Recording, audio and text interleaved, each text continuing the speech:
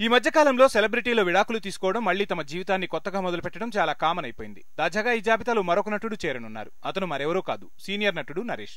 హీరోగా మంచి పేరు తెచ్చుకున్న నరేష్ గత కొంతకాలంగా తెలుగులో క్యారెక్టర్ ఆర్టిస్ట్ గా సినిమాల్లో కనిపిస్తున్నారు. ఈ మధ్యనే అంటే సుందరానికి సినిమాలో నాని తండ్రి పాత్రలో నటించిన నరేష్ తాజాగా ఇప్పుడు 4వ పెళ్లికి సిద్ధమయ్యారు అనే వార్త సోషల్ మీడియాలో వైరల్ గా మారింది.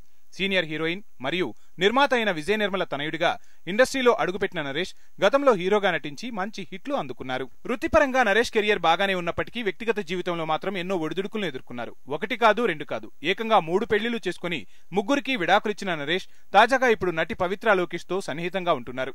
ఈ మధ్యకాలంలో వీరిద్దరూ కలిసి మీడియా ముందు బాగానే కనిపిస్తున్నారు.